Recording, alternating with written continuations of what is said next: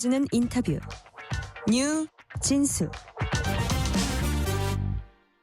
한미 정상회담이 닷새 앞으로 다가왔습니다. 일정 조율과 의전 협의 등은 속도를 내고 있지만 최대 관심사인 정상회담 의제는 아직 정리되지 않은 걸로 이렇게 알려지고 있습니다. 관세 안보 분야 미국의 다양한 요구에 대해서 우리 국익을 지켜야 하는 상황에서 정부의 대응 전략과 준비는 괜찮게 잘 진행되고 있는지 여야 의원 차례로 만나서 얘기 나눠봅니다. 오늘은 먼저 외교관 출신이자 외통위 국민의힘 간사인 김건 의원 나오셨습니다. 김건 의원님 어서 오세요. 네, 건강한 정치 김건입니다. 네. 새 정부 출범하고 한미 정상 간의 첫 단독회담 25일 열립니다. 네. 우리가 얘기는 많이 하지만 이게 어떤 식으로 우리가 이 의미를 규정할 수 있을지 뭐라고 평가하십니까? 그러니까 보통은 첫 정상회담은 상견례 의미가 큰데 네네. 이번은 좀 특별한 것 같습니다. 그렇죠. 예, 상견례를 예. 넘어서 왜냐하면 트럼프 행정부가 이제 추진한 정책들이 네. 뭐 국제 질서도 바꿀 뿐만 아니라 한미 동맹 관계에서도 좀 변화를 갖고 오려고 하기 때문에 네네. 아마 아주 그 전략적인 회담이 되지 않을까 이렇게 생각하고 있습니다. 그래요.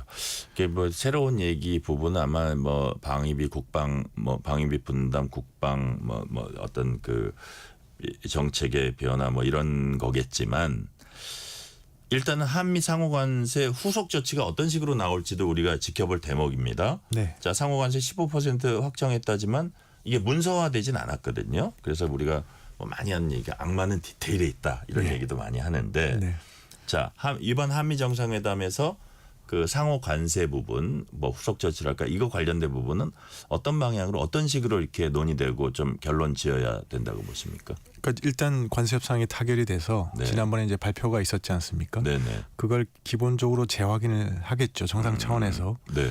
플러스에서 이제 이미 예고된 것은 이제 우리 기업들이 상당한 정도의 어떤 대미 투자 발표를 그걸 합치면 상당한 액수가 될 것 같거든요. 예. 그런 것도 있다고 이미 예고가 돼 있고. 우리 기업들하고 이제 정부가 같이 보따리를 갖고 가는 거네요. 그렇습니다. 그러니까 네네. 이제 어느 정도 액수는 우리가 그 얘기를 하긴 했지만 약간 더 세부적인 걸 얘기하시나요? 아니요. 지난번에 이제 우리 산업부 장관이 분명히 했죠. 이건 별개라고. 그러니까 지난번에 그렇죠, 얘기했던 3,500억 불과 별개로 예, 또 이제 우리 기업들이 이제 대미 투자할 계획 같은 거를 발표한다고 돼 있습니다. 네네. 사실 뭐 지난번에 우리가 벼랑 끝에 몰려서 협상을 하게 됐지 않습니까? 네네. 우리 미국 시장에서 우리 경쟁국인 EU하고 일본하고 다 타결이 되고 우리가 하다 보니까 우리가 좀 몰려서 협상하다 보니까 네. 사실은 그 타결 내용이 뭐 선방은 한 거긴 하지만 뭐 그렇다고 그 부담이 간단치 않은 거였거든요. 3,500억 불만 해도 네네. 큰 부담인데 이제 플러스에서 우리 기업들이 또 하는 게 또 나오면 우리 경제 규모에 있어서는 상당한 것이고 그래서 그 다음은 이제 후속 협상인데 후속 협상에서 실질적으로 어떻게 하고 이런 게 다 정해지지 않습니까? 그런 걸 어떻게 협상해 나갈지가 정말 중요할 것 같습니다. 네. 이번 때 뭐 통상교섭본부장하고 산업부 장관은 뭐 이건 관세는 이게 끝이다라는 얘기를 일단 하시긴 하셨는데 네. 농업 부문이나 이런 부분에 대해서 이렇게 좀 새로운 게 나올 가능성도 배제할 수 없다고 보세요. 그러니까 트럼프 대통령한테는 모든 게 가능하니까. 그러니까요. 예, 그러니까 뭐 일본도 지금 그런 걸 당하지 않았습니까? 네네. 예, 그 자동차 관세에 대해서도 그런 일이 있었고 그래서 모든 가능성이 열려 있어야 된다. 모든 가능성은 열려 있어야 되지만, 그러니까 그러면 그럴수록 사전 조율을 잘 하고 해서 그런 일이 없게 해야죠. 없게 하고 그 다음에 이제 중요한 거는 큰 방향을 타결을 하고. 그다음에 세부적인 사항을 정상끼리 협의를 하면 우리가 상당히 불리할 수밖에 없지 않습니까? 국력이. 그래서 가급적이면 큰 방향의 틀을 잡고 세부 사항은 실무선에서 이렇게 협의를 해나가는 방식으로 하면 좋을 것 같습니다. 네. 그렇군요. 자, 문서화 얘기가 계속 나옵니다. 원래 이런 중요한 협상 같은 거는 당연히 상식적으로 이제 문서화돼 가지고 사인도 하고 이런 게 우리가 그냥 알고 있는 그건데 이렇게 예를 들어서 한미 정상회담 전에 지난번에 이제 그 실무자들끼리 모여가지고 이렇게 한 게 문서화 안 한 게 이게 이례적인 일입니까? 뭐 이게 많이 있는 일입니까? 정말로 이례적인 거죠. 그렇죠. 예, 국가 간의 뭐 협상을 그렇게 하는 법은 없습니다. 그러니까요. 예, 예. 근데 이제 이게 뭐 트럼프 대통령이니까 하는 방식이고요. 예, 예. 현실적으로 아마 시간이 없는 문제가 있었을 겁니다. 왜냐하면 트럼프 대통령이 전 세계 거의 대부분 국가한테 관세를 부과하고 네. 협상을 모든 국가를 하다 보니까 뭐 사실 이게 문서 작업 시간이 많이 걸리거든요. 네, 네. 뭐 6개월, 1년 쉽게 갑니다. 이게 하다 보면. 그러니까 현실적으로 여기에 꼼꼼하게 할 그런 여지는 없었다. 그렇습니다. 근데 이제 다만 좀 아쉬운 거는 네. 그래도 하여튼 아주 그 핵심적인 내용이라도 조금 문서화해 놨으면 좋지 않았을까. 가령 예를 들면 EU는 네. 백악관에서 발표한 그 팩트시트에 보면 이제 반도체 관세 15% 이런 게 들어 있거든요. 예. 그래서 이제 근데 우리가 중요하게 여기는 성과라는 게 이제 최애국 대우라는 거를 관철했다는 뭐 이런 예, 내용도 예. 있고 예. 그다음에 그 농산물에 대해서 시장 개방은 하지 않는 걸로 하겠다 네. 뭐 이런 것들이 있는데 그런 것들이 이제 어디 문서에 좀 적혀 있으면 큰 근거가 될 텐데 지금으로서는 그런 거는 없는 것 같습니다. 합의된 문서는. 약간 불안한 요소네요. 그렇습니다. 예. 네. 자, 불안한 요소일 수 있다. 아까도 잠시 말했는데 트럼프한테는 모든 가능성이 열려 있다. 이 부분. 그다음에 이제 일본이 막 우왕좌왕했던 기존에 일괄 15%인 줄 알았더니 기존 관세가 있던 것들은 추가 15%다 이래가지고 일본이 정말 우왕좌왕했었는데 역시 트럼프 행정부는 우리가 전혀 예상 못했던 거를 심지어는 실무자들이 이런 거 다 했는데도 바로 회담장에서도 그냥 죄송합니다. 툭 꺼낼 수도 있을 것 같아요. 예, 그렇습니다. 근데 그게 좋은 방식은 아니지만 그러니까요. 예, 트럼프의 뭐 특성상 트럼프 대통령이 그렇게 하니까 네. 또 거기에 또 잘 적응해 가야 되는 게 또 우리의 숙명인 것 같습니다. 네. 모든 가능성을 어쨌든 우리가 상정하고 가야 된다 이런 말씀이시고요. 자, 아까 뭐 잠시 얘기한 거지만 관세 협상에서 이제 3,500달러 규모 500억 불입니다. 500억 달러. 예, 예. 예, 3,500억 달러 규모 투자. 지금 이제 세부적인 부분 아직 뭐 확정되지 않았을 텐데 큰 얼개도 조금 아직 좀 조정 중이다 이런 얘기도 나오고요. 네. 자, 투자 수익의 90%는 미국이 가져간다. 이거 미국 측 얘기고 우리 정부 그거 아니다. 협상 중이다. 정상회담 전에 이런 부분들도 당연히 조율이 될 텐데 조율이 잘 될까요 이게? 제 생각에는 그런 부분 조율 안 하는 게 나을 것 같습니다. 그런 오히려요? 부분은. 네. 예, 예. 왜냐하면 뭐 트럼프 대통령이 그렇게 얘기한 건데 네. 거기서 후퇴하기는 힘들 거고 그런 거야말로 좀 이렇게 좀 실무상에 넘겨가지고 네. 그래서 이제 어떤 여지를 마련하는 것 그런 게 이제 중요한 것 같습니다. 가령 예를 들면 그 요번에 EU가 네. EU가 아니죠 나토 정상회담에서 그 GDP 5%를 공약하지 않았습니까? 네, 예. 근데 그렇게 했을 때는 우리가 충격을 엄청 받았는데 그 내용을 자세히 들여다 보시면 어떤 여러 가지 항목들이 있어서 그렇죠. 뭐 정치 외교적인 부분에 하는 거, 경제 사회 뭐 그러니까 불안정을 뭐 예방하는 데도 드는 예산 뭐 이렇게 막 들어 있어 가지고 예, 예. 가만히 보면 이게 그 순수한 방위비가 아닌 것도 많이 포함될 수 있게 약간 간접적인 부분도 같이 포함시킬 수 있다. 예, 뭐 인프라 비용도 좀 뭐 1.5% 중 1.5% 일단 인프라 비용이고. 예, 예. 그래서 그런 어떤 문서상의 합의 내용 중에 좀 이 융통성을 가질 수 있는 그런 부분을 넣을 수 있기 때문에 네. 뭐 좀 그런 부분은 그런 어떤 구체적인 협상 속에서 우리가 좀 우리 거를 관철시켜가는 방향으로 가고 그게 아니면은 뭐 정상끼리 싸워야 되는데 예. 그거는 뭐 수는 아닌 것 같습니다. 네. 예. 자, 좀 이따가 제가 이제 국방비 이 부분은 집중적으로 질문 드릴 거고 그 질문을 하기 전에 하나만 더 드리면 이재명 대통령 또 어젠가 오늘인가도 또 주요 기업 총수들 만나서 미국에 동행할 때 성과 많이 내달라 이렇게 당부를 하기도 했습니다. 네. 기업인들 역할 해달라고 부탁한 건데 역시 추가 투자 얘기를 하는 거죠. 그렇습니다. 예. 이제 이번에 아까 말씀드린 것처럼 예. 기업들이 와서 다 모아가지고 이제 이 트럼프 행정부가 뭐 만족할 정도의 어떤 추가 투자를 발표하는 거니까 그런 거 하는 건데 그래서 저는 마스가라고 한 거 있지 않습니까? 우리가 미국의 조선업을 살려주기 위해서 1,500억 불 투자한다는 거. 그것도 우리 기업한테 완전히 맡기는 거거든요. 그렇죠. 예. 왜냐하면 우리 조선업 시가총액이 한 800억 불밖에 안 됩니다. 그 2배 되는 돈을 미국에 투자해서 미국의 조선업을 살려준다는 건데 마치 비유하면 이제 우리 섬유 산업 없지 않습니까? 막. 예. 근데 어떤 나라가 이제 대한민국에 와서 투자를 해가지고 섬유 사업을 살려주겠다. 뭐 이런 거랑 비슷하다고 보시면 됩니다. 난도가 엄청 그러니까 투자를 성공하기가 어려운 거를 우리가 해내겠다고. 난이도가 엄청나다고 그렇습니다. 보시는 거예요? 예, 규모로 볼 때. 예, 난이도가 클 수밖에 없죠. 왜냐하면 뭐 미국의 어떤 노동 조건이라든 임금도 높고 뭐 숙련 노동자도 적고 뭐 이런 상황이니까 예. 그런 걸 다 우리 기업들이 돌파를 해내야 됩니다. 그러니까요. 그러면 큰 기회가 될 수 있지만 사실은 사업의 리스크도 큰 거거든요. 그다음에 이제 또 대미 투자도 지금 많이 하지 않습니까? 그리고 그거를 뭐 지분을 얼마 갖고 가니 막 이런 민감한 문제들도 아직 해결이 안 됐고. 그래서 예. 그런 상황에서 이제 우리가 우리 기업에 사실은 많이 의존해서 네. 지금의 한미 관계를 풀어가는 거니까 그래서 좀 국내적으로는 우리 기업들한테 좀 많이 도움을 줬으면 좋겠는데 지금 우리 이제 더 센 상법 개정안도 이제 나와 있고 그다음 노란 봉투법도 있고 그래서 이렇게 하면은 우리 기업들이 힘들고 또 기업들이 힘들면 우리 주가도 많이 떨어져서 또 이제 우리 그 투자를 하는 많은 또 개미 투자자분들이 피해를 보게 돼서 좀 한꺼번에 좀 기업한테 이중으로 부담을 주지는 않았으면 좋겠다. 네. 그래서 조금 우리 여야가 좀 더 협상을 해서 우리 기업이 잘 활동할 수 있게 그다음에 이제 미국 투자를 해서도 좀 성공할 수 있게 이렇게 갔으면 좋겠다는 바람을 갖고 있습니다. 그러니까 예를 들어서 뭐 노란봉투법 같은 경우 사실 뭐 파업이나 뭐 어떤 그런 쟁이나 뭐 이런 것들의 그 리스크 봤을 때 조선, 자동차, 그 협력업체들 이게 가장 취약한 그 업종들이잖아요. 맞습니다. 근데 예.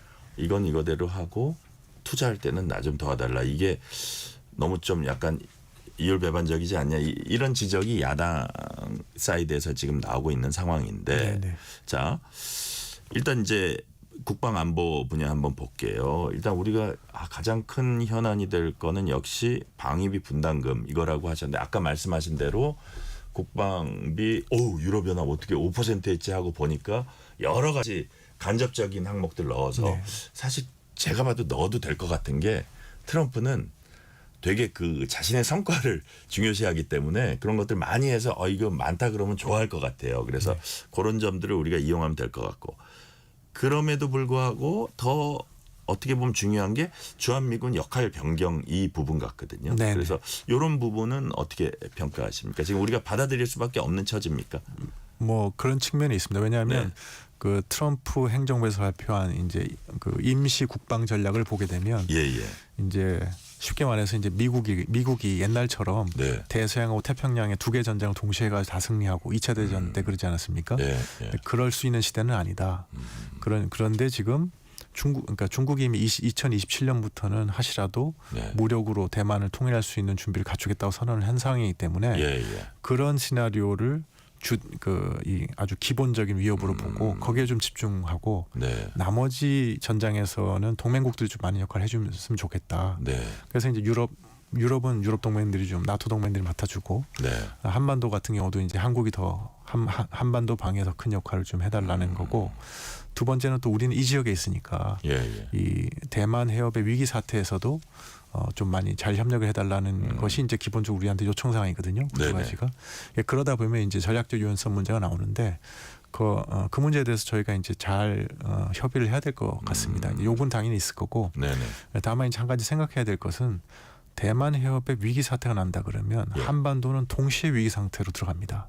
그러니까 미국은 어쨌든 우리가 역할을 해줄 걸 요구하는 거 아닌가요? 그러니까 요구는 하지만 그런 측면을 이제 감안을 해야죠. 왜냐하면 가령 예를 들어서 대만 해협의 위기 상태가 나서 미군이 이제 대만 쪽에 이제 온갖 집중을 하게 되면 한반도가 또 위기 상황이다. 그렇습니다. 왜냐하면 그럼 북한 입장에서 보면 미국이 제대로 증원군도 보낼 수가 없고 이런 상황이 되지 않습니까?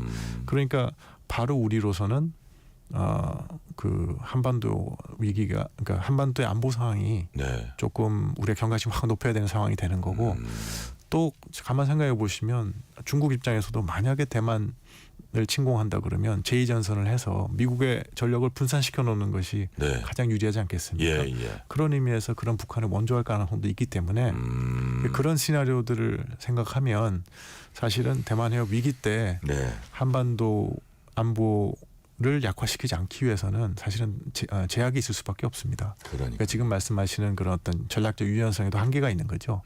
그래서 그런 점을 다 고려해서 그래서 이제 제가 중요시하게 생각하는 거는 우리가 협의를 하더라도 우리의 안보를 위약하게 취약하게 해서는 곤란하지 않습니까? 네. 그런 법이 안에서 우리가 할 수 있는 것들 주한미군의 유연성도 찾아가야 되지 않을까 그렇게 생각됩니다. 그러니까 우리가 좀 요구할 부분은 그런 차원에서 어떤 게 있다고 보세요? 저는 이제 기본적으로 세 가지 방향으로 해야 된다고 생각합니다. 첫 번째는 한미 동맹을 굳건하게 유지를 해야죠. 그거는 뭐 아주 저희 안 된 중요하면서 기본 중에 기본이고. 그리고 이제 지금 말씀드린 것처럼 또 어떤 상황에서도 우리의 안보가 취약해져서는 안 되겠죠. 그래서 그런 하에서 세 번째는 우리가 질 부담은 합리적이어야 된다고 생각합니다. 그러니까 너무 과도하게 우리가 부담을 진다거나 해서는 곤란하겠죠. 그래서 이제 그런 세 가지 방향을 갖고 미국의 구체적인 요구에 우리가 이제 대응을 해가면 되지 않을까 그렇게 생각합니다. 예를 들어서 대북 억지력 측면에서 현실적으로 미국이 지금 뭐 더 많은 병력을 동북아시아에 보내지 않고 주한미군을 어떻게 운영해가지고 분산시켜가지고 이제 여러 가지를 하겠다는 거 아닙니까? 네. 중국의 어떤 그 주안점을 두고 뭐 어쨌든 한반도도 지켜야 되고 이런 건데 이쪽이 약간 그 전보다는 약해지는 그런 측면이 있으니까 우리가 군사적으로나 뭐나 반대급부로 요구할 수 있는 뭐 그런 뭐 것들 예를 들어서 뭐 전략핵이라든지 뭐 그런 부분도 좀 세부적으로 논의가 돼야 된다고 보세요. 뭐 지금 이미 그런 논의가 있는 걸로 알고 있습니다. 그러니까 이제 그렇게 했을 때 뭐 전략 자산 문제라든가 아니면 그러니까 요새는 사실 병력 자체로만 이제 군사력이 유지되는 게 아니라 장비나 이런 것도 영향을 많이 받으니까 그런 걸로 보충한다든가 하는 것들이 있겠죠. 그럼에도 불구하고 제가 생각했을 때는 뭐 주한미군 감축 이런 거에는 좀 신중할 필요가 있는 게 지금 미국에서 나오는 얘기들을 보면 이게 이제 한반도에 주한미군의 육군 병력을 갖다 놓는 거는 사실은 중국하고 전쟁이 났을 때는 좀 취약할 수 있다는 생각을 많이 하는 것 같습니다. 왜냐하면 뭐 중국의 미사일 사거리에도 다 들어가고 이러니까 차라리 좀 안전한 후방에 좀 빼놓는 게 낫지 않을까? 그런 생각을 이제 미국의 군사 전략가들이 이제 하는 거죠. 근데 그런 거에 대해서는 우리가 잘 설득을 해야 될 것 같습니다. 왜냐하면 한반도에 상당한 병력을 남겨두는 것이 거꾸로 아예 중국이 대만의 위기를 불러오는 사태를 억제할 수 있는 그런 효과가 또 있는 측면이 있거든요. 그래서 그런 거를 잘 설득하고 그렇게 해서 어떤 이익의 균형점을 찾아가는 게 중요할 거라고 생각합니다. 아마 그런 걸로 열심히 노력하고 있을 겁니다. 제가 아마 김건 의원님 말씀에 행간을 읽어보니까 딱 이거네요. 그러니까 우리가 이 엄혹한 관세 협상, 무역 협상의 와중에서도 우리 어떤 방위의 마지노선이랄까 어떤 선은 절대로 무너져서는 안 된다. 그 부분을 뭐 이 관세 무섭다고 무역 협상 무섭다고 이걸 너무 쉽게 내줄 부분이 아니다. 그런 부분을 강조하시는 거죠. 안보는 죽고 사는 문제고. 그러니까요. 경제는 그러니까 관세는 조금 더 잘 살고 더 못 먹고 사는 문제니까. 그러니까요. 일단 죽고 사는 문제는 먹고 사는 문제보다는 죽고 사는 문제가 우선이다 말씀하셨고, 그다음에 이제 이거는 전쟁 상황까지 우리가 가정 안 할 수 없으니까 좋은 분석을 주셨고, 당장 이제 뭐 대만 침공이라든지 이런 상황이 아니더라도 이런 체제를 갖춘다는 자체가 그 체제에 우리가 동의한다는 것 자체가 우리와 중국과의 관계라든지 이런 부분에 상당히 껄끄러워질 수밖에 없을 것 같고, 어떤 식으로 좀 핸들링 해나가야 된다고 보세요? 뭐 제가 요새 최근에 중국에 많이 가서 중국의 뭐 학자분들이나 뭐 이런 분들 많이 만나면 메시지를 전달하는 게 있습니다. 그건 뭐냐면 한미 동맹이 굳건하게 유지되는 게 결국은 중국에도 유리한 거다. 그건 뭐냐면 간단히만 설명드리면 우리 동맹이 한 2년 13년 되지 않았습니까? 그 동맹이 있기 전 72년하고 그 후를 비교해봐라. 제가 그러거든요. 훨씬 더 안정적이다 이게? 아닙니다. 쉽게 말하면 그 전에 우리 한미 동맹이 없기 전에 72년 동안은 이쪽에 끊임없는 전쟁이 있었습니다. 청일전쟁, 러일전쟁, 뭐 만주사변, 중일전쟁, 한국전쟁까지. 근데 그 이유가 이제 한반도의 지정학적 위치이기 때문이거든요. 그래서 이제 글로벌 세력인 미국을 끌어들여서 우리가 이 지역의 균형자로 삼아서 지난 72년 동안 평화 안정이 유지된 거니까 사실 그 구조가 무너진 것 자체는 중국한테도 유리하지 않거든요. 그런 논리를 끊임없이 설파해야 계속, 된다. 그렇습니다. 주입하고 그래서 그런 한미 동맹의 기초하에서 네. 우리는 호혜적인 한중 관계를 계속 발전시켜 나갈 거다. 이렇게 설명을 계속 해야 될 것 같습니다. 자, 이번 한미 정상회담이 이제 닷새 앞으로 다가왔지만 이게 크게 봐서 뭐 관세 무역, 그다음에 뭐 방위, 분담금 뭐 아니면 저 우리의 전략적 유연성 뭐 이런 부분이 큰 토대가 될 텐데 의원님 보시기에 북핵 문제 있잖아요. 네. 이런 부분에 있어서도 기존에 이제 한미 두 나라의 어떤 스탠스는 거스를 수 없는 완전한 비핵화. 근데 이제 자꾸 북한은 핵보유국 지위를 인정받으려고 하고 트럼프가 또 자기가 외교적 성과 올리기 위해서 또 약간 그런 스탠스로 가는 거 아니냐 이 걱정하는 분들도 좀 있어요. 근데 네. 그런 가운데 기존의 스탠스대로 이렇게 좀 천명을 한다든지 이런 부분에 어떤 결과물이 나올 수도 있을까요? 그렇죠. 그러니까 이 비핵화라는 우리의 목표에 변함이 없다는 분명한 네. 메시지가 나와야 된다고 저는 생각합니다. 예. 그러니까 북한의 이 핵 보유를 갖다가 네. 사실은 우리가 조금 경시하는 경향이 있습니다. 네. 20년 전에 무슨 얘기가 있었냐면 북한의 핵무기는 우리를 겨냥하지 않는다. 그 뭐 미국을 겨냥하는 거니까 결국 통일되면 우리 거 되고 뭐 우리가 무슨 문제가 그런 있냐 이런 얘기까지 얘기들이 이거죠. 있었거든요. 네네. 예, 일부 특히 더 진보적인 생각하시는 분들 있었는데 그리고 20년을 방치해둬서 보니까 지금 머리 위에 있군요. 전술핵 무기를 개발해서 우리를 지금 겨냥하고 있지 않습니까? 이거 웃을 일이 아닙니다 정말. 예. 그래서 이 문제에 대해서는 우리로서는 절체절명의 문제인 것이고 미국 입장에서도 네. 북한은 특별합니다. 왜냐하면 NPT의 회원국이다가 그래서 이제 그거를 기화로 원자력 기술을 얻어가지고 그 기술을 이용해가지고 네네. 뛰쳐나가서 핵 개발을 해서 핵무기를 보유한 케이스인데 유일한 케이스거든요. 네네. 왜냐하면 핵 보유국 5나라, 그다음에 인도, 파키스탄, 이스라엘 3나라는 아예 NPT에 가입을 안 했으니까 예. 좀 약간 예외 같은 거고 네네.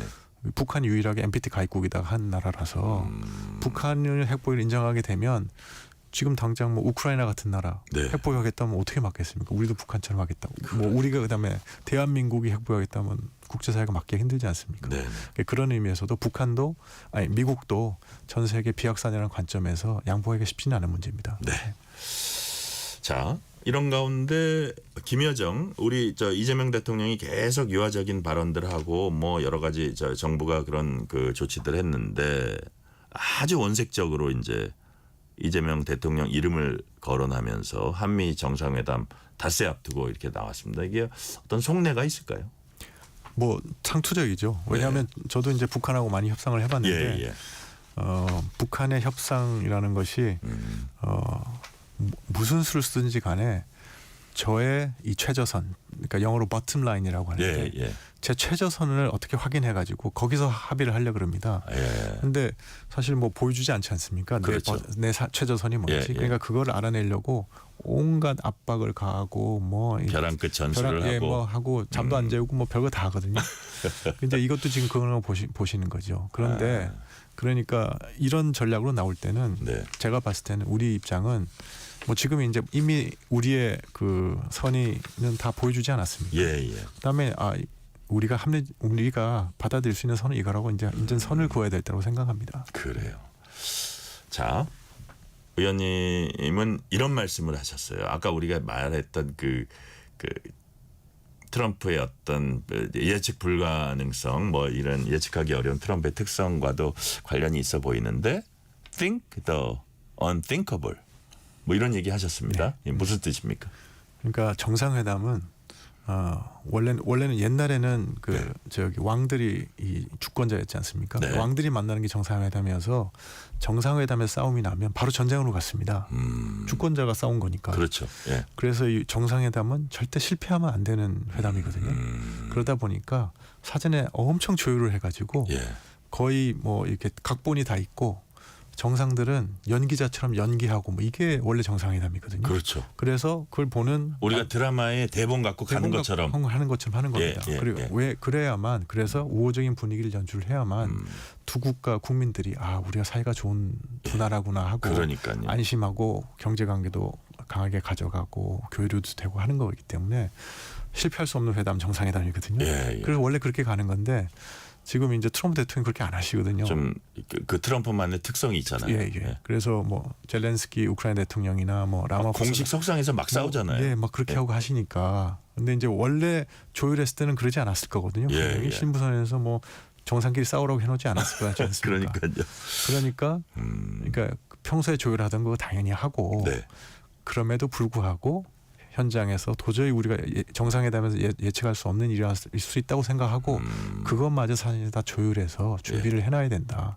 그래서 한미동맹은 중요하기 때문에 결코 실패 없는 정상회담을 갖고 가자 이런 뜻에서 제가 한 말이었습니다. 네, 한미 정상회담 하는 길에 한일 정상회담 일본에 들려서 합니다.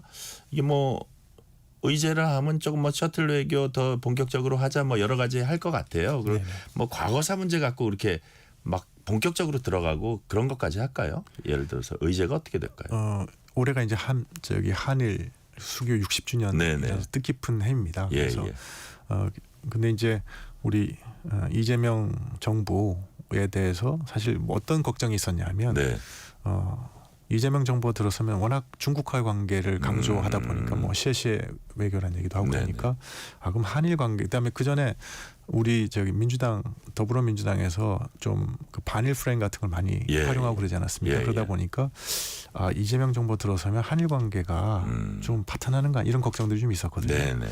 당연히 이제 그게 아니죠. 집권하고 나면 그럴 수도 없는 것이고. 근데 그런 우려가 이제 미국 워싱턴에도 많이 있습니다. 그러니까 이제 우리 대통령께서 일본을 먼저 방문해서 한일 관계가 굳건하다는 것을 또 보여주고 미국에 가면 그게 하나의 미국의 이제 선물이 되는 거죠. 선물이 될 수도 있고. 그다음에 이제 또 하나 그게 아주 큰 골간이군요. 그다음에 두 번째는 또 다른 의미의 또 카드가 될 수 있는 거는 지금 한일이 이제 이렇게 하나로 잘 이렇게 뭉쳐 있으면 이제 트럼프 대통령이 이제 마음대로 할 수 없는 그런 카드가 약간 공동 대응의 모습? 공동 대응 가능성 알리는 거죠. 가능성. 왜냐하면 지난번에 이제 그걸 너무 대놓고 하면 또 싫어할 거예요. 대놓고 할 수는 없고 이런 정도로 하는 거죠. 그러니까 한중일 통상장관이 만났을 때 미국 언론이 막 뭐 큰일 난 거 아니에요? 뭐라고 그랬었거든요. 그런 것처럼 한일이 이제 있으면 또 미국과의 협상에서 또 우리의 하나의 카드가 될 수 있으니까 그러니까 좋은 의미로든 어떤 압박의 의미로든 그래서 이제 그런 측면에서 이런 선택을 한 것 같고 이런 선택이 하려면 이번 한일 정상회담에서는 미래지향적으로 가는 한일 관계 모습을 보여야만 한다고 생각합니다. 자, 오늘 말씀 너무 잘 들었고요. 여기까지 듣겠습니다. 지금까지 국회 외통위원회 국민의힘 간사인 김건 의원이었습니다. 말씀 감사합니다. 네, 고맙습니다. 편지 왔습니다.